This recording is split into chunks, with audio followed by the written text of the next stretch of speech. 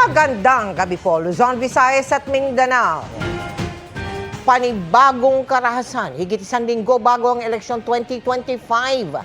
Patay sa pamamaril sa Maynila ang third nominee ng isang party list group. Sugatan naman ang rumesponding isang off-duty na pulis nang makipagbarilan sa mga hindi pa nakikilalang riding in tandem.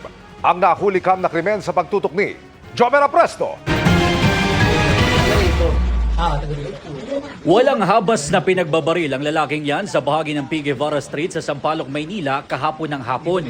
Sa isa pang anggulo ng CCTV, makikita naman ang lalaking nakaputing t-shirt na nakipagpalitan ng putok sa gunman. Pero nabaril din siya ng gunman sa kanyang paa. Ayon sa pulisya, dating barangay chairman sa lugar ang lalaki na unang pinagbabaril sa video.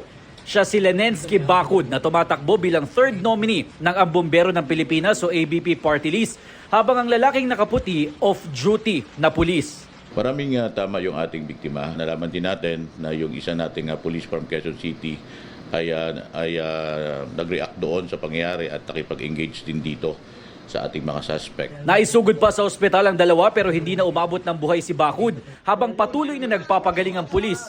Ayon sa MPD, hindi pa masasabi sa ngayon kung may kinalaman sa politika ang nangyaring pananambang. Nagkasa na rin sila ng dragnet operation at inalerto ang lahat ng ospital para malaman kung may pasyenteng nagpagamot matapos tamaan ng bala. Bumuo na rin ang MPD ng Special Investigation Task Group na tututok sa kaso.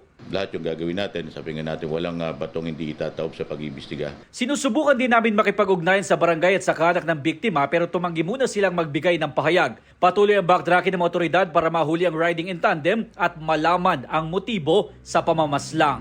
Para sa GMA Integrated News, Jomer Apresto nakatutok 24 oras.